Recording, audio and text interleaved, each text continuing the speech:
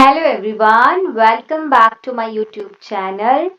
Today we are going to discuss next part of this chapter. So let's start.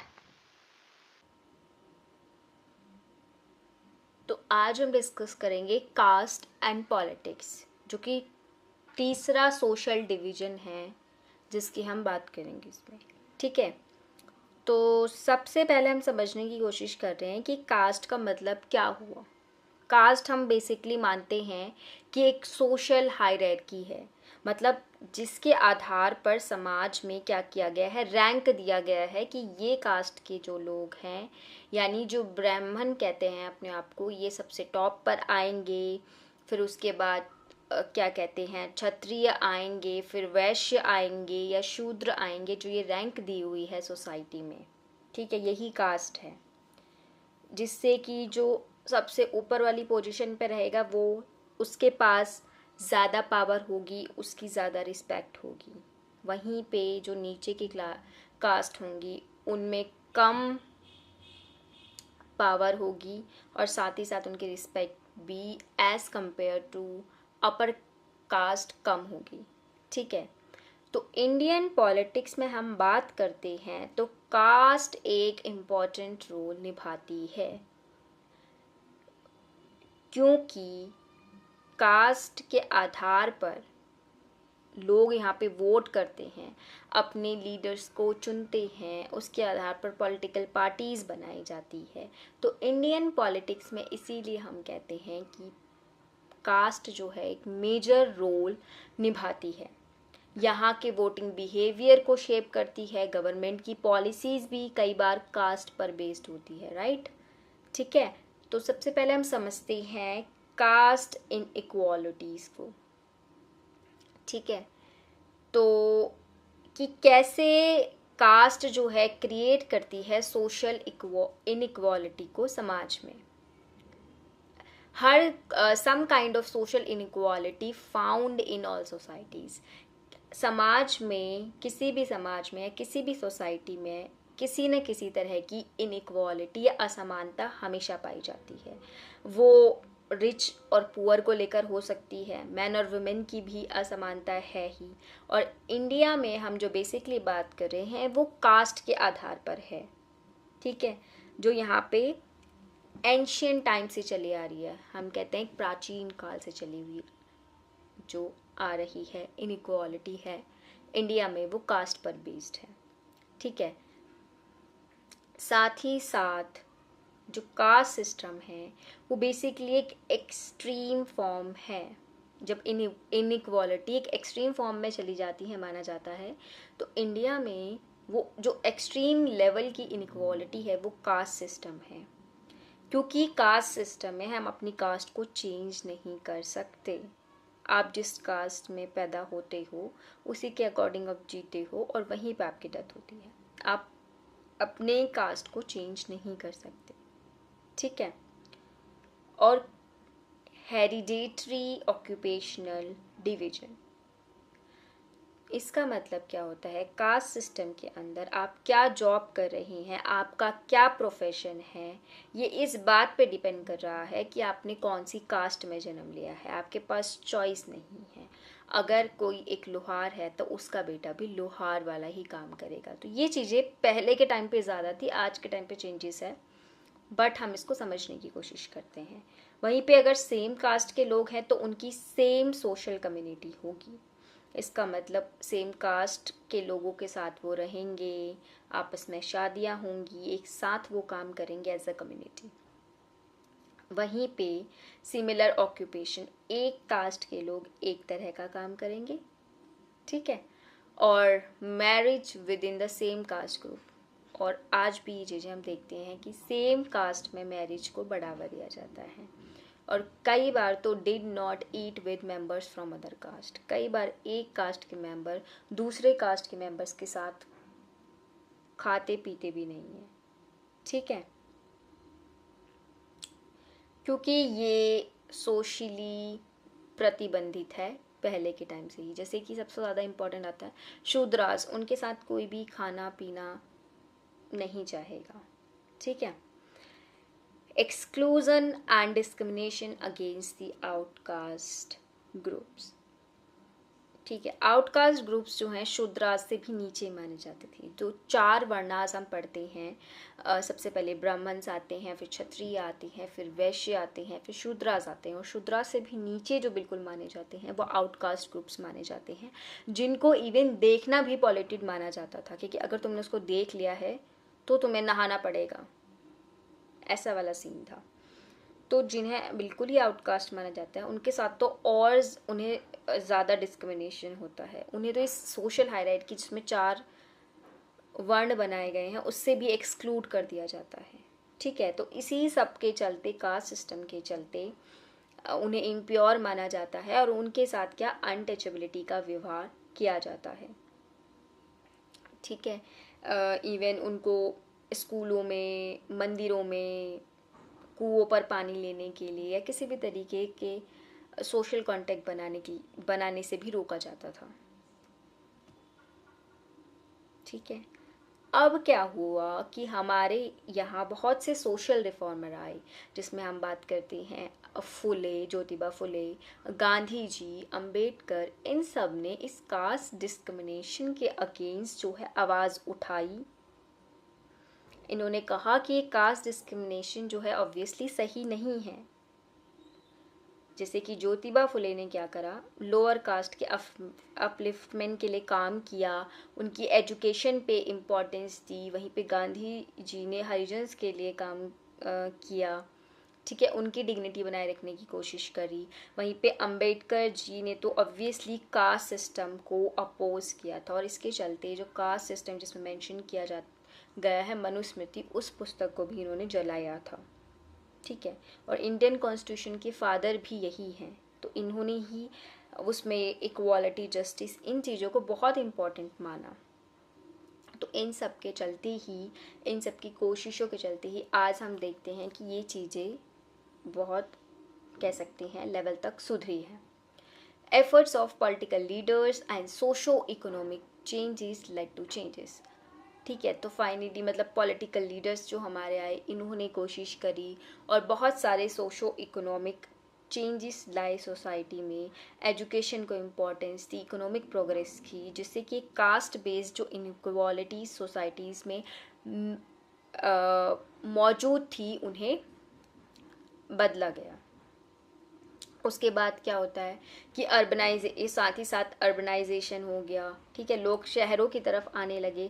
अब जब वो शहरों की तरफ आने लगे तो उनकी एक साथ काम करने लगे, उनका लिटरेसी रेट भी बढ़ने लगा, एजुकेशन इम्पॉर्टेंट माना गया।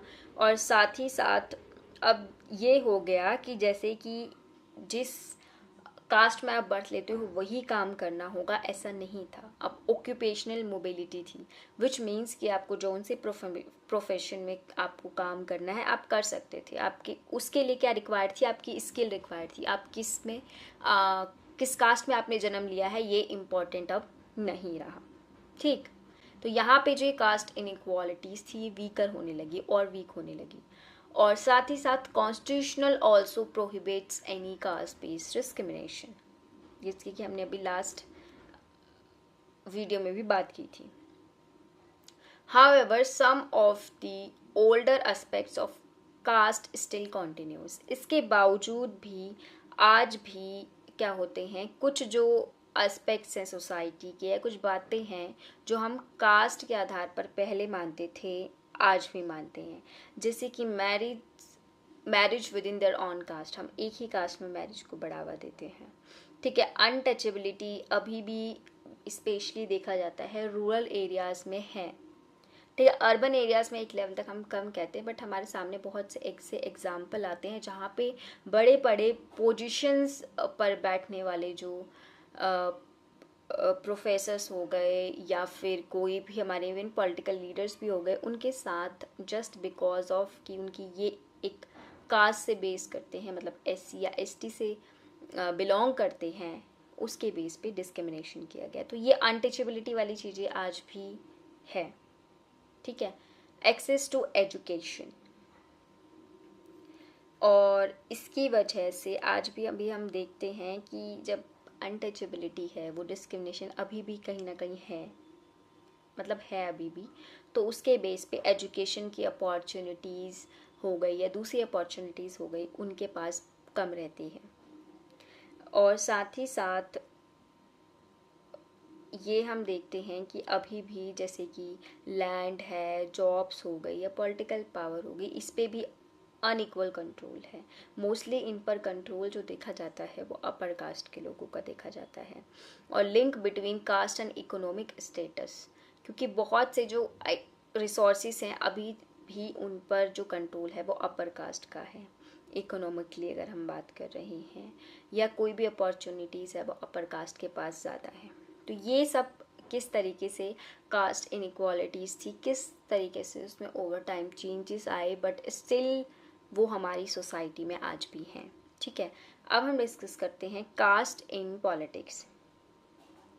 कास्ट इन पॉलिटिक्स में ये बताया जा रहा है कि सेम कास्ट के, सेम इंटरेस्ट के, सेम सोशल कम्युनिटी के लोग जो हैं वो उनके जो सोशल या इकोनॉमिक इंटरेस्ट होंगे वो सेम होंगे। ठीक है, तो इसीलिए वो सभी जो है सेम पॉलिटिकल पार्टी को सपोर्ट करेंगे जो कि सेम कास्ट से रिलेटेड होगी, जिसे हमने रिलीजन के टर्म में अभी समझा था। ठीक है, forms of caste in politics.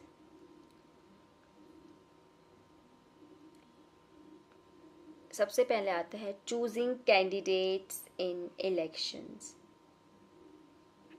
अब पॉलिटिकल पार्टीज क्या करती हैं, जिस कॉन्स्टिट्यूंसी में से उन्हें अपना कैंडिडेट खड़ा करना है वहाँ के वो देखती है कि कौन से कास्ट के लोग वहाँ पे एक तरीके से ज़्यादा हैं, ज़्यादा वोट हमें किस तरफ से मिल सकते हैं, तो उसके अकॉर्डिंग कई बार वो क्या कहते हैं उसी कास्ट के व्यक्ति को कैंडिडेट बनाकर खड़ा करते हैं और फिर अपनी जो वही कास्ट के बेस पर अपील करके वोट को जीतते हैं और पावर में आते हैं। और साथ ही साथ हमारा कॉन्स्टिट्यूशन जो है वो रिप्रेजेंटेशन देता है डिफरेंट कास्ट और ट्राइब्स को। ठीक है, उसके बाद हम बात करते हैं political parties and candidates in elections appeal to caste sentiment. अभी ही मैंने कहा था कि फिर जब वो एक बार देखते हैं इस कॉन्स्टिट्यूंसीज में ये वाले जो कास्ट के लोग हैं ये ज़्यादा होंगे, वोटिंग के टाइप्स इनसे ज़्यादा उम्मीदें हैं, ठीक है, तो वो अपने कैंडिडेट को खड़ा कर देते हैं। और वो कैंडिडेट्स क्या करते हैं, कास्ट सेंटिमेंट का इस्तेमाल करते हैं, मतलब कास्ट का यूज़ करके कि भाई मैं भी इसी कास्ट से हूँ तो हमारे इंटरेस्ट सेम होंगे, तो चलिए हमें वोट दीजिए, इस तरीके से। ठीक है, favour particular caste and seen as their representatives. एक मिनट,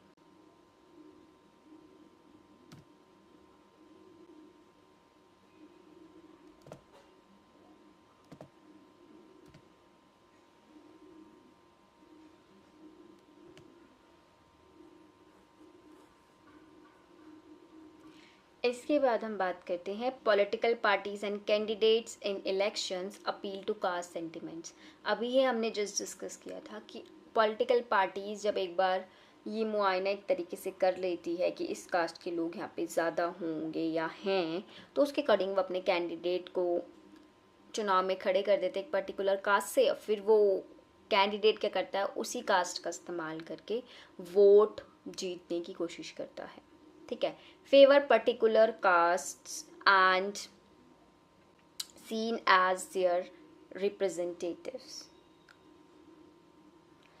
अब इसमें क्या होता है कि वो एक पर्टिकुलर कास्ट को फेवर करते हैं और जिस कास्ट को वो फेवर कर रहे होते हैं फिर क्या माना जाता है कि ये इसी कास्ट के रिप्रेजेंटेटिव्स हैं। दूसरे कास्ट के लोग क्या मानेंगे कि इसके हमें तो रिप्रेजेंट नहीं कर रहा है, वो उस कास्ट की बात कर रहा है तो वो उसका रिप्रेजेंटेटिव है।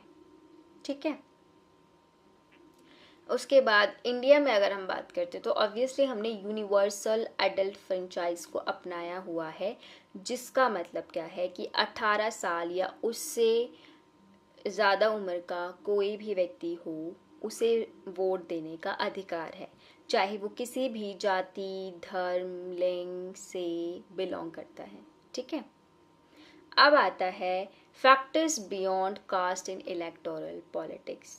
इलेक्शन जो होते हैं या जो इलेक्टोरल पॉलिटिक्स होती है, ठीक है, तो उसमें कास्ट तो एक इम्पॉर्टेंट रोल निभा रही है, बट कास्ट के अलावा और कौन सी चीज़ें हैं जो इम्पॉर्टेंट रोल निभाती है। फर्स्ट कि not all voters belong to one caste, क्योंकि किसी भी एक कॉन्स्टिट्यूएंसी में या एरिया में रहने वाले लोग जो हैं, ज़रूरी नहीं कि वो सभी एक ही कास्ट से बिलोंग करें, वहाँ पे डिफरेंट डिफरेंट कास्ट के लोग रहते हैं। तो यहाँ पे पॉलिटिकल पार्टी सिर्फ एक कास्ट के बेस पर नहीं रह सकती है, उन्हें एक वाइडर अप्रोच लेकर चलनी होती है ताकि दूसरे कास्ट के लोग भी उनको वोट करें। ठीक है, और दूसरी इंपॉर्टेंट चीज क्या होती है कि need to win confidence of all, उन्हें सभी जातियों के या वहाँ पे जो रहने वाले लोग हैं, चाहे वो किसी भी कास्ट से बिलोंग करते हों, उनका ट्रस्ट गेन करना, उनका कॉन्फिडेंस गेन करना बहुत ज़रूरी होता है। सिर्फ कास्ट के वोटिंग के बेस पे वो रिलाई नहीं कर सकते। उसके बाद आता है no party wins the votes of all the voters of a caste. अब ये बहुत इम्पॉर्टेंट बात है कि ऐसा नहीं है कि सेम कास्ट के अगर हो तुम तो सारे जो व्यक्ति हैं वो तुम्हें ही वोट करें। ठीक है, इसमें अलग अलग चीज़ें भी होते हैं, वो इश्यूज भी देख सकते हैं। कई बार हमारे जो सिटीजन्स हैं वो इतने अवेयर होते हैं, इलेक्टर्स इतने अवेयर हैं कि वो इस बात पे फोकस करेंगे कि तुम्हारे इश्यूज क्या हैं, लीडर कौन है, क्या वो लीडर की जो छवि है उस एरिया में अच्छी है या बुरी है, चाहे वो किसी भी कास्ट से बिलोंग करता हो, उसकी परफॉर्मेंस कैसी रही है। ठीक है, वो लोगों के लिए काम करना चाहता है या करता है, नहीं करता है, ये चीज़ें भी डिपेंड करती हैं। तो ज़रूरी नहीं है कि अगर सेम कास्ट से रिलेटेड हो तो तुम्हें ही वोट मिलेगा। ठीक है, तो इसीलिए उन्होंने कहा कि डिफरेंट एस्पेक्ट्स के लिए वो देखते हैं, जैसे कि मैंने बताया ऑलरेडी उसके इश्यूज़ के बारे में क्या वो थिंक करता है, लीडर कौन है, एजुकेशन के बारे में भी देखेंगे, डेवलपमेंट के बारे में भी देखेंगे, हमें जॉब मिलती है, एम्प्लॉयमेंट के बारे में भी देखेंगे। और ठीक है, तो ये सब चीज़ें वो देखेंगे जब वो ऑब्वियसली अवेयर होंगे। तो आज के टाइम पे मोस्टली जो अर्बन एरियाज़ में तो हम कहते हैं अवेयर है ही है, रूरल एरियाज़ में भी लोग अवेयर हो रहे हैं या हैं भी। ठीक है, अनइक्वल रिप्रेजेंटेशन, कई बार क्या होता है कुछ कास्ट का रिप्रेजेंटेशन बहुत ज़्यादा ही होता है और कुछ कास्ट वहाँ पे रह ही जाती है। ठीक है, तो यहाँ पे ऑब्वियसली कि सबको एक सिमिलर और इक्वल पॉलिटिकल पावर नहीं मिल रही है, तो ये चीज़ें फैक्टर्स भी इम्पोर्टेंट रोल निभाते हैं, जिसकी वजह से जो एमपीज होते हैं, एमएलएज होते हैं, वो चाहे स्ट्रॉन्ग कास्ट से ही क्यों ना बिलोंग करते हो, वो इलेक्शन हार जाते हैं, क्योंकि सिर्फ कास्ट की लाइन पे ही उनको वोट नहीं किया जाता, दूसरे एस्पेक्ट्स भी चेक किया जाता है। ठीक है, people of same caste do have different interest that also depending on their economic condition. और कई बार क्या होता है, ऑब्वियस है कि अगर सेम कास्ट का एक व्यक्ति है, ठीक है, कुछ लोग हैं वो सेम कास्ट से बिलोंग करते हैं, बट उनके इंटरेस्ट एज ए इंडिविजुअल जो हैं वो डिफरेंट डिफरेंट इंटरेस्ट हैं। अब उनकी इकोनॉमिक कंडीशन पे भी डिपेंड करता है, जो थोड़ा अमीर होगा उसके इंटरेस्ट बिजनेस बिजनेस उस चीज़ से रिलेटेड होंगे, कोई गरीब है उसको पैसा कमाना है तो उसके इंटरेस्ट डिफरेंट है। ठीक है, performance of government and the popularity rating, इस बात पे भी डिपेंड करता है, क्योंकि न्यूज़ वगैरह सब देखते ही हैं गवर्नमेंट कैसा काम कर रही है, ओवरऑल उनकी पॉपुलैरिटी कितनी है, ये सब फैक्टर्स भी उसको इम्पैक्ट करते हैं।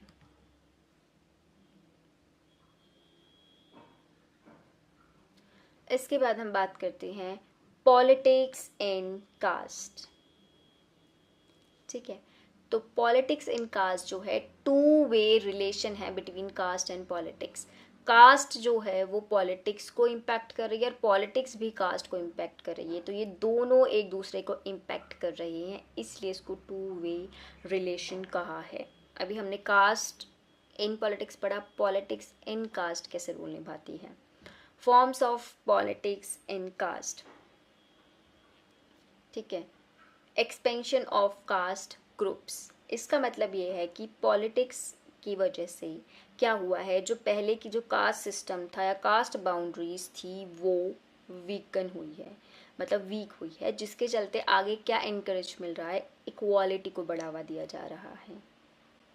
ठीक है, अब कास्ट का इस्तेमाल करके वहीं पे पॉलिटिक्स में कास्ट का इस्तेमाल करके डिफरेंट डिफरेंट कास्ट के लोग क्या कर सकते हैं, पावर की डिमांड करते हैं, अपने इंटरेस्ट की बात करते हैं, अपॉर्चुनिटीज़ की बात करते हैं।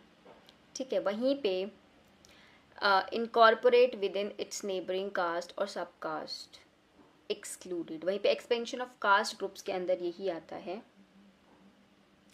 कि कास्ट ग्रुप में कई बार जो उसके आसपास के कास्ट ग्रुप्स होते हैं, या जैसे ओबीसी के अंदर डिफरेंट कास्ट ग्रुप्स होते हैं, वो एक साथ आ जाते हैं और अपने आप को एज अ रिप्रेजेंट कर रहे हैं कि ये ओबीसी के हैं। ठीक है, सब ओबीसी कम्युनिटी से बिलोंग करते हैं। ठीक है, जैसे एक स्टेट के अंदर फॉर एग्जांपल हरियाणा है, वहाँ पे डिफरेंट डिफरेंट कम्युनिटी से, कास्ट से बिलोंग करने वाले लोग रहते हैं, जाट रहते हैं, गुज्जर रहते हैं, डिफरेंट डिफरेंट उसमें रहते हैं। बट जब बात आ जाती है हरियाणा के इंटरेस्ट के बारे में, तो वो सारे एक साथ आ जाते हैं, अपने आप को एक कास्ट के रूप में, एक कम्युनिटी के रूप में शो करते हैं। तो इसी तरीके से एक्सपेंशन ऑफ कास्ट ग्रुप्स को समझने की कोशिश कर रहे हैं, कास्ट में भी ये चीज़ें हो रही हैं। ठीक है, फॉर्मेशन ऑफ कोलिशन, मतलब क्या है कि coalition with other caste, dialogue और नेगोशिएट करते हैं दूसरी कास्ट के साथ, उनके और अपने इंटरेस्ट को देखते हैं, कौन कौन से इंटरेस्ट होंगे, उसके अकॉर्डिंग कोलिशन बना लेते हैं, फॉर्मेशन बना लेते हैं और एक दूसरे को पॉलिटिकली भी सपोर्ट करते हैं। फिर हमारे पास आते हैं न्यू कास्ट ग्रुप्स, और इसके चलते ही कई जो है नए कास्ट ग्रुप्स भी आ रहे हैं निकल कर। ठीक है, जैसे एक ओबीसी हमने मेन कास्ट ली, उसके अंदर ही डिफरेंट जो कास्ट हैं जिनके इंटरेस्ट फुलफिल नहीं हो रहे हैं, जिनको जस्टिस नहीं मिल रही है, जिनका रिप्रेजेंटेशन नहीं हो रहा है, तो वो डिमांड कर रहे हैं, आगे निकल कर आ रहे हैं, मीन्स आगे निकल के आ रहे हैं और अपनी जो भी इंटरेस्ट हैं, उनके जो डिमांड्स हैं, उसको गवर्नमेंट के सामने रख रहे हैं, पॉलिटिक्स में प्रेजेंट कर रहे हैं एक तरीके से। ठीक है, उसके बाद हम बात करते हैं space to demand their share of power disadvantaged community. तो एक हम अगर पॉजिटिव इम्पैक्ट देखें पॉलिटिक्स का कास्ट पर क्या पड़ रहा है, कि उन्हें जो डिसएडवेंटेज ग्रुप हैं सोसाइटी के, जो पिछड़े हुए वर्ग हैं, उनको एक ऐसी जगह मिल रही है जहाँ पे वो अब डिमांड कर सकते हैं पावर के लिए कि हमें भी पावर चाहिए, ताकि हम भी अपने इंटरेस्ट वगैरह फुलफिल कर सके, अपना अपलिफ्टमेंट कर सके। तो ये सब चीज़ों का उस पर एक पॉजिटिव इम्पैक्ट हो रहा है। साथ ही उन्हें एक्सेस मिल रही है डिसीजन मेकिंग तक, जैसे कि दलित्स का, ओबीसी का एग्जांपल यहाँ पे दिया गया है। ठीक है, डिसीजन मेकिंग में वो एक इम्पॉर्टेंट रोल निभाएंगे, तो भाई अपने इंटरेस्ट की भी उनकी फुलफिल होगी। बट साथ में जो डिफरेंट ऑर्गेनाइजेशंस हैं वो भी एक इम्पॉर्टेंट रोल निभाते हैं, जैसे कि जिस दलित मूवमेंट्स हुए, कोई ऑर्गेनाइजेशन बने हुए हैं, एसटी एससी ओबीसी एसोसिएशंस वगैरह बने हुए हैं, जो कि उनकी इक्वालिटी के लिए, अपॉर्चुनिटी के लिए डिमांड कर रहे हैं उनके बेस पे। तो ये एक पॉजिटिव रोल हो गया उनका। वहीं पे नेगेटिव क्या हो गया कि अगर बहुत ज़्यादा एक्सक्लूसिव अटेंशन दिया गया कास्ट को, तो इसके नेगेटिव रिजल्ट होंगे। अब वो नेगेटिव रिजल्ट क्या है कि इससे टेंशन होगी, कॉन्फ्लिक्ट होगा, वायलेंस होगा, groups, different different caste groups के बीच में जो मतलब झगड़े वगैरह होंगे, तो ये सब चीज़ें प्रेवलेंट हो जाएंगी। ओके, सो यहीं पे ये जो चैप्टर है वो ख़त्म होता है। अब हम इसे कंक्लूड करते हैं। In conclusion we have discussed how gender, religion and caste play an important role in Indian politics. Indian politics में इन तीन चीज़ों की, जेंडर, रिलीजन एंड कास्ट, कैसे एक इम्पॉर्टेंट रोल निभाते हैं, इसके बारे में हमने पढ़ा। उसके अलावा हमने क्या पढ़ा कि the political expression of social differences can be beneficial for marginalised groups but it must be managed carefully. और हमने ये भी समझने की कोशिश करी कि जो ये सोशल डिफरेंसेस हैं, चाहे वो जेंडर पे बेस हो, रिलीजन पर, कास्ट पे बेस हो, ये अगर हम इन्हें पॉलिटिक्स में लेकर आए या पॉलिटिकली एक्सप्रेस करें, तो ये जो डिसएडवांटेज ग्रुप हैं या जो पिछड़ा वर्ग है समाज का, उसके लिए बहुत इम्पोर्टेंट रोल निभा सकते हैं, ठीक है, पॉजिटिव वे में ले जा सकते हैं इस चीज़ को। बट वहीं पे हमें क्या करना है, एक्सेसिव फोकस उन चीज़ों पे नहीं देना है, ठीक है। अदरवाइज क्या होगा, it will lead to conflicts and communal tensions. The main aim behind to connecting these social divisions with politics is to end the discrimination, ensure equal participation in decision making.